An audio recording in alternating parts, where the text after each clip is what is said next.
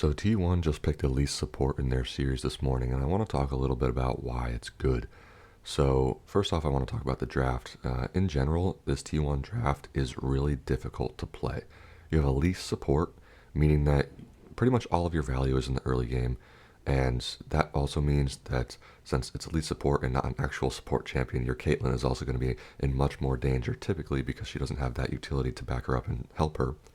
And they've also picked Elise in. So they are essentially all in on the early game here. Yes, you still have decent scaling with the Rumble, the Aurora, and the Caitlyn, but the fact is, if they don't get ahead early, 15, 20 minutes into the game, against Ornn, Victor, Corki, they're not going to be winning this game, or at least it's going to be extremely difficult. But the fact is, they played it very, very well. Obviously, it's T1, they're an insane team, so they were able to snowball effectively off of their kills. And I want to tell you how. You just saw in that last replay how they dove the Ornn really easily, and this obviously is really the strength of Elise as a champion, especially when you play her in the jungle.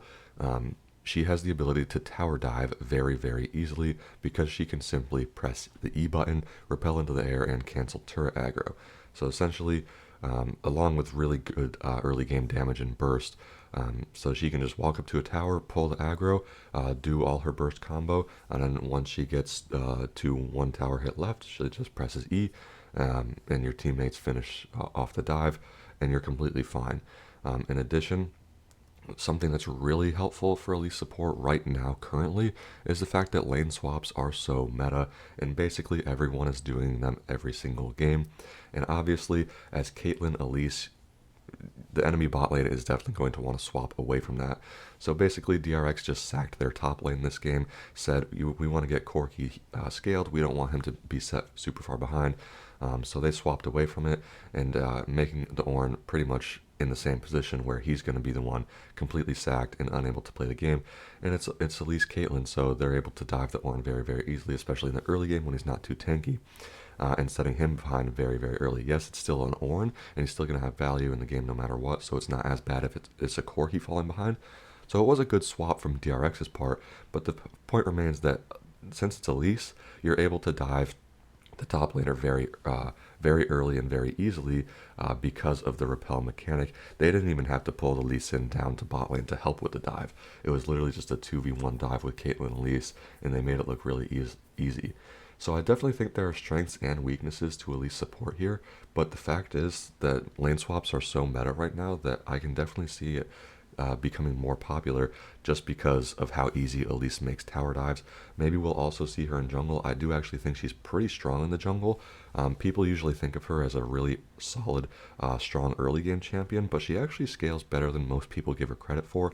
Definitely better than some early game focused junglers like Lee Sin and Nidalee. So I would like to see some Elise played. I think she's a pretty solid champion, but nonetheless, I could definitely keep seeing her played in the support role with really aggressive, strong early game ADCs, combos like Caitlyn, that just make tower dives really, really easy, because basically Elise is going to force a lane swap, because the enemy bot lane isn't going to want to play against that, meaning that if it's a tank, if it's a fighter top lane, it won't really matter. You can just pull, you don't even have to pull your jungler down, like we saw T1 do this game. You can just dive the enemy top for free, and it's going to be pretty free snowballing from there. T1 played it out really well, getting the first two dragons like you always should with a winning bot lane, and they also ended up getting 5 grubs as well, so they snowballed the lead really, really well, was able to get objectives very easily because of the Elise Caitlyn combo primarily. So really cool to see creative picks out of Keria. He's always the one to do that, it seems, in the LCK, really in the world. So we'll see what else he has in store in the rest of the season, but it was definitely a creative pick, and I'm glad it worked because it's very, very cool and very effective, especially in the current meta with lane swaps being so popular. Thanks for watching. See you next time.